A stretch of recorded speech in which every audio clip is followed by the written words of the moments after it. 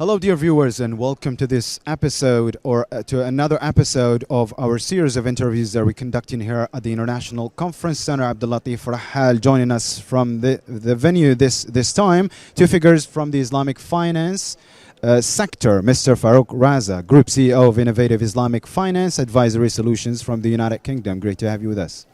Assalamu alaikum. Alaikum salam. Then we have Mr. Iskander Tursunov, CEO and founder of Al-Muamalat Consulting. You're from Uzbekistan. Yes. Assalamu alaikum. Alaikum salam. So great to have you with us, gentlemen. Let's dive in. We'll start with you, Mr. Raza. How can Islamic finance help member countries grow their economies in a fair and inclusive way? Thank you, Islam. I think you have raised a very important question and very interesting as well. You know, all the member countries of Islamic Development Bank, they are primarily Muslim populations. Yeah? So the dominant population in most of the countries is Muslim. And by faith, they do not want to engage in anything to do with riba or with interest. So, when the entire banking sectors and the financial sectors are constructed on the basis of interest, then it becomes very difficult for many people, not all, but many people. They feel, that they are actually marginalized, they are not having access and they have not having equal opportunity to set up their businesses or to save their money, in a Sharia compliant way. So by having, Islamic finance sector within a member country is actually very important. And this is also, in my view, fulfilling most of the country's constitutional rights of the citizens as well. Because everyone, shall have an equal opportunity to have access to finance. And if it becomes a matter of your faith or your finance, then I don't think that we are doing justice, with the, the civil rights of, the population. So in order to remain true to the constitution, in order to be fair and, giving equal opportunity to everyone, to the businesses, to the individuals, it's actually very important to have an inclusive financial sector within the country and give people the opportunity to fulfill their legitimate needs as individuals and as businesses, and especially startups with a young population like Algeria. This is very important. So people shall not be constrained by the lack of, Sharia compliant financial solutions. They shall have access to these solutions. They shall have access, to these networks and products so that they can fulfill their legitimate needs. They can build businesses. They can start up and grow them in a Sharia compliant way where they are not under this constant pressure of the, or the guilt that they are feeling that, they are doing something against their faith. So it's a very, excellent way of aligning faith and finance and creating equal opportunity for everyone. This is how it becomes inclusive, and this is what Islamic Development Bank is trying to do. We have been working, with Islamic Development Bank Group for the last 15 plus years. And this is what we have observed, that an increasing number of countries are embracing Islamic finance. The governments, the stakeholders, the financial sector regulators, they are making those arrangements. They are creating that infrastructure, and Islamic Development Bank and our company IFAS is helping them in doing that, so that this inclusiveness is created and equal opportunities are provided to the population, to the businesses, and to the individuals, so that people, they can benefit from the worldly opportunities, but without compromising their their hereafter with their decision.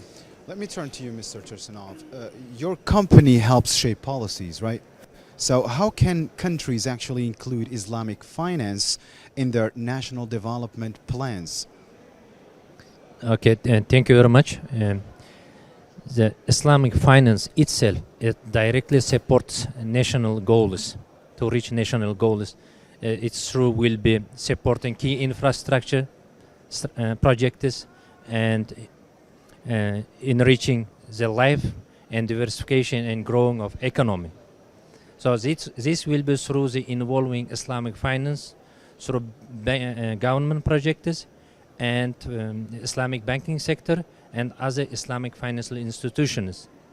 In such areas, Al-Muamalat plays as an important role, such as a consultancy company like Al-Muamalat, to provide them proper guidelines and instructions for Islamic finance and training and capacity building for people and expertise on this area, and plus they will provide a Sharia-based and Sharia-compliant support. All these Islamic finance products will align properly the rules of Sharia. I mean, is Islamic finance well integrated into financial systems today? I mean, what is still missing exactly? It's already integrating with conventional, or we will say alternative financial system, because when we say Islamic finance, it's not only alternative financial system. It is one main instrument which can provide full financial services and support. So alternative conventional system or existing conventional banks already are using or providing Islamic finance services through their channels, working with Isdb or ICD, Islamic financial institutions. So they will fulfill each other, and they will not negatively act or influence each other, and it will only diversify and grow economy and enrich the life of people and society. So do you have any other opinion about this question, Mr. Raza? I mean, is Islamic finance well integrated into today's financial system? Or what is the gap exactly? Yeah, it depends which country are we talking about. So let me start with Algeria. We have experience of working in this country. So we have actually done a couple of projects here already, helping the financial institutions, launch what we call Islamic window operation, where a conventional institution is offering some limited Islamic financial products through a window operation. So we have done that, and I'm quite familiar with the Algerian legal and regulatory environment. I can tell you that we have come a long way here in Algeria in integrating Islamic finance within the overall financial regulatory framework. But the reality is that there is still a lot of gap. And this is exactly the journey that any country who starts with Islamic banking, Islamic finance, will have to go through this journey. So some countries are at an advanced stage, some are still, in the early stage, and some like Algeria are halfway through, right? So the gaps that I see is still, there may be some legislative, amendments required in, Algeria and in many other countries as well. So this is, as I said, a work in progress. So we cannot do everything overnight. It's not going to happen. So we have to do things gradually, and we have to build this legal and regulatory infrastructure in order to accommodate and to facilitate the Islamic finance industry. The reason is that unlike conventional products where everything is based on interest, whether it's lending or borrowing, the main factor will be always interest, which we all know is prohibited in Islam. So Islamic financial products and operations will be very different in nature from a legal point of view, and they require certain levels of compliance in order to not only comply with the country's regulatory requirements, but also to Sharia requirements as well. So for that we have to create this synergy between the conventional regulation and the Islamic finance regulation. So there will be some work required on the legislative side in order to provide a very sound legal foundation to the different types of transactions, different type of structures, and then also have an appropriate and adequate regulatory framework that helps the central bank and the other financial sector regulators in any country to manage this financial sector, Islamic financial sector, in the adequate way, in order to provide the legal protection first of all, in order to provide consumer protection also, right? So the customers who are coming to bank, to work with the Islamic financial institutions, they need to have this assurance, this surety, the confidence that it is actually Islamic. And how that will be done? You need to have proper regulations in place. You need to have a Sharia governance framework in place, and then the regulators, they need to be equipped also with the supervisory frameworks as well to make sure that these financial institutions are operating in accordance with the required regulation, and they are fulfilling the requirements, because this is also part of their systemic risk management as well. So all these things, they need to be created, and that takes time, and it requires a lot of commitment, not only from the government and the financial sector regulators and other stakeholders, but it also requires interventions from specialized institutions like Islamic Development Bank and the technical experts which will build all these things. They're also when the markets, they progress, they become more mature, there will be other needs that will be emerging. For example, having not only having Islamic deposits, for example, in the banks or microfinance institutions, but also having an Islamic deposit insurance scheme as well, to give it the same footing and the same protection as the conventional depositor will have. So we have to provide them with an equivalent of Islamic deposit insurance scheme.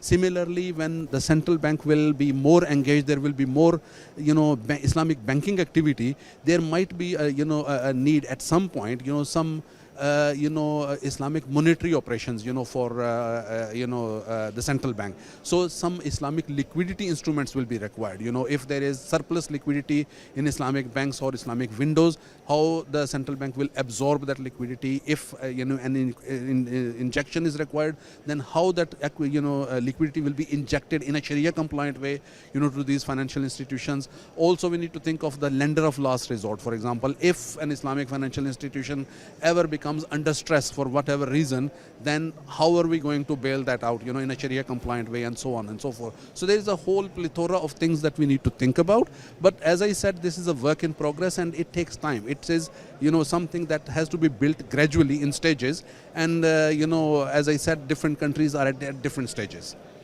Yeah. Thank you. As you are from Uzbekistan yourself, Mr. Tursunov, Uzbekistan just signed 2 Islamic finance, deals with the ITFC. So how do you see these deals important to businesses or for businesses, and how is your consultancy involved in this? Yeah, Uzbekistan is big market. The population also around 38 million, and one of the largest country with population in Central Asia. And mostly more than 90% of population are Muslims. That's why there has a huge demand for Islamic financial resources, financing. So this agreement these 2 agreements are very important, and most will play as a key and important role to trading and in investment for small and medium enterprises. And it will play an important role for private sector and public sector to get access for ethical financing, and this will be additionally and alternatively will support our economy, and it will be create a new jobs, and it will be open the new ways to develop Islamic finance and collaboration with the local and foreign investment and financial institutions, and it is only will affect positively in our economic development and enriching. Thank you. Let me turn back to you, Mr. Raza, as an expert yourself. So what does, or a new digital platform, let us talk a little bit about technology. New digital platform was launched for the 57 member countries of the Islamic Development Bank, helping them to share knowledge. So how can technology speed up, let's say, Islamic finance growth and cooperation among them?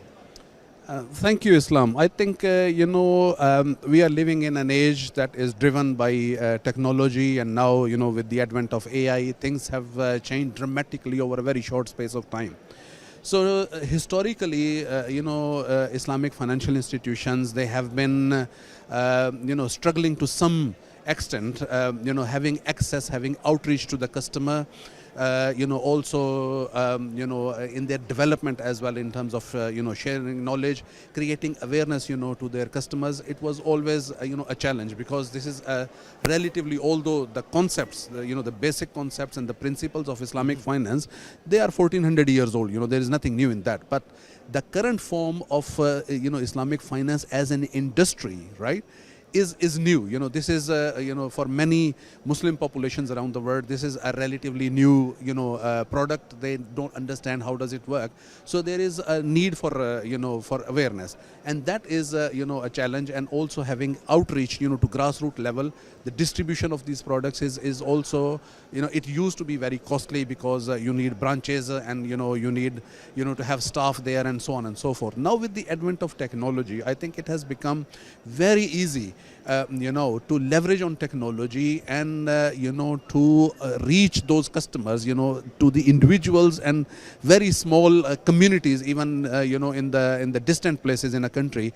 You can reach them through technology. So you can create awareness through the use of applications. You can open access to finance for these communities and these populations and small businesses or micro businesses through the use of technology. So now Islamic banks are actually facing a completely new opportunity. So they have to harness this opportunity, that by capitalizing on the technology, they shall be able to create awareness, to share knowledge, to build this trust that the population needs in these new financial institutions, and then also distribute their products, have the deposits, have the financing, etc., going through digital channels, literally at the click of your finger. So that is the opportunity that has been unprecedented. It has never happened before in the history. Now it's happening, and this is the time for Islamic banks to shine and to capitalize on this and to get it really to the core of the populations.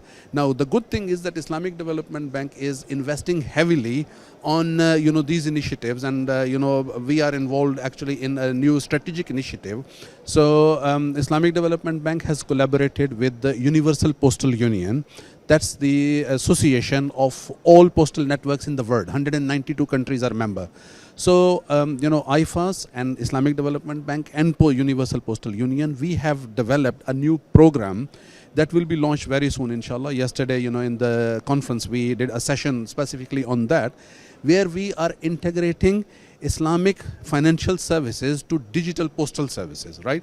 And the objective of this is to create new opportunities for the postal operators to be the conduit, to be the channel of for Islamic banks to distribute their products to the grassroots level, to the the local populations, to small communities, to really every single individual and every small business in the country.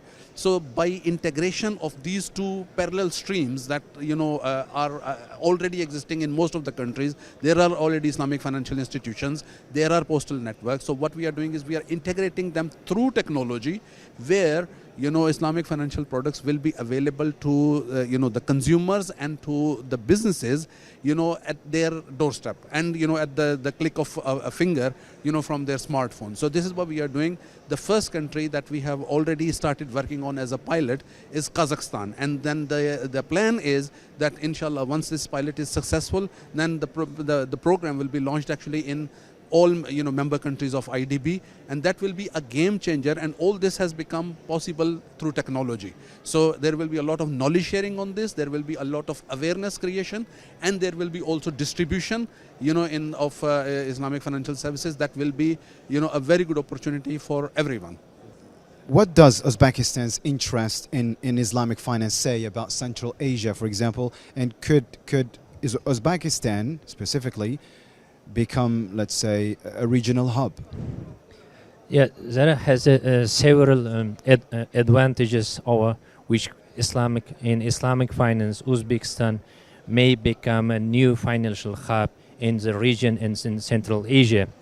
First of all, Uzbekistan is located in the hot Central Asia, and population also the most the population which have in Uzbekistan, as I mentioned earlier, it's around 38 million, plus the more than 90% of population are Muslims, and all neighbor countries are all the Muslim countries, and Zara has a historical also has a background to the Islamic civilization center as a civilization center, Uzbekistan. Plus, Uzbekistan has a great knowledge potential, skilled expertise and population, and government also giving very good support, and political will also will rise it now, and preparing a legislation and supporting our financial sector to diversify. Plus, we are waiting now just Islamic bank legislation. It will come soon, inshallah. So almost more than 10 commercial banks are ready to open Islamic bank windows, and some of them will become the full-fledged Islamic bank. Plus, there has some microfinance organizations and takaful and other financial institutions. So there has the big and enough potential to be a Islamic financial hub in region and Central Asia, Uzbekistan. One more question is the last one, because I know we're running out of time. You're leaving. After the meetings of the Islamic Development Bank meetings, so what should governments and banks do to maximize Islamic finance or for sustainable development? Let me start with you, Mr. Raza. Thank you, Islam. You know, you come up with very interesting questions. I have to admire, you know, your creativity in asking the questions. You know, this issue of sustainability, it comes very often these days. You know, everybody is talking about climate change, sustainability, you know, circular economy and all these things. Now, I have to say something here that I think is very fundamental to us as Muslims, right? And that is that, you know, the Sharia itself is actually our religion. Allah has made in such a way that it is actually about, the whole religion is about sustainability. To the point that actually we as Muslims, we are not allowed to even break a leaf from a tree if it's not needed, or to kill an animal if it's not needed. So we have actually this concept that, you know, Allah has made us, you know, His custodian, you know, in this world, and the world resources have been given to us as amana, right? And we are responsible for, you know, the safeguarding and the sustainability of these resources. So this is a fundamental difference in approach towards finance. You know, so it's not about just money, money, money. We have certain restrictions, we have certain limitations, and these limitations are embedded, you know, in our religion, and they are part of our cultural values. So this, I believe, is actually very good. What is, you know, is happening in the financial world now. Everybody, even the conventional, you know, financial institutions and, you know, the stakeholders, they are talking about sustainability. They are talking about, you know, climate change and, you know, all these things. Now, for us, it's good because this is part of our religion. So there is nothing new in it for us. We have already done this for centuries, and this is what we already do. So Islamic finance has embedded sustainability in it, because an Islamic financial institution will never ever fund or finance a project that will plunder, you know, or that will cause harm, you know, to the world resources. It will never finance, you know, any initiative that will cause harm, you know, to the communities or to the environment or, you know, to climate. So what is happening now is actually an alignment of conventional sector with the Sharia principles and the Islamic values, I would say. Yeah. Thank you, Mr. Raza. Do you want to add, I mean, any comment? Yes, I completely agree with Dr. Raza Farouq's opinion. Islamic finance is why sustainable, because it's asset-backed. Every transaction, every dealing is asset-backed. They will create something for society, for government. It is not just selling or trading money to money or something. There will be create some assets. They will give something to society, government, or public or private sector. Plus, as he mentioned, Dr. Raza Farouq, it is ethical. So it will not bring any harm. It will be support, take care of environment, take care of social, it will take care of economical and any aspects of our life. And Islamic finance is only concentrated for human being and well-being. That's why we should support and develop Islamic finance as soon much as possible and very quickly in our countries, and to create such a wonderful and sustainable financial system. And that brings us to the end of our episode today. I mean, very rich discussion with, or in a very short time.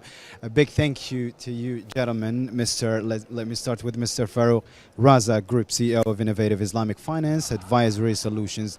Do you want to add any comment before we wrap up? Well, thank you for inviting for the interview, and I hope that the discussion that we have had will initiate, inshallah, some good ideas among the viewers. I would also like to thank the government of Algeria for hosting these events. This is always, for me, it's always a pleasure to be back in Alger, and it's great to see that the country is progressing and a very young population is becoming very dynamic. I'm really impressed to meet quite a few young people here with great ideas, with a lot of energy, with a lot of motivation. This is great. We wish all the best to Algeria, to all this youth, and we hope to see a lot of new innovation and especially Sharia compliant innovation coming out of Algeria. Thank you. Hopefully, thank you. And we move to Mr. Iskandar Tursunov, CEO and founder of Al Muamalat Consulting. Can you, add any comment before we wrap up this episode? First of all, I want to thank on behalf of Uzbek delegation to Algerian government and Algerian people and the Minister of Finance Algeria to organizing such as productive and useful event in Algeria, and thanks for hospitality. Actually, it is the first time my visit in Algeria. I have a very positive impressions and feelings, and we will wish all the best developing Islamic finance in Algeria, and we hope they will be one of the leading countries in Islamic finance field. Thank you. So a big thank you again to you gentlemen for joining us today. And thank you so much, dear viewers, for watching. See you next time.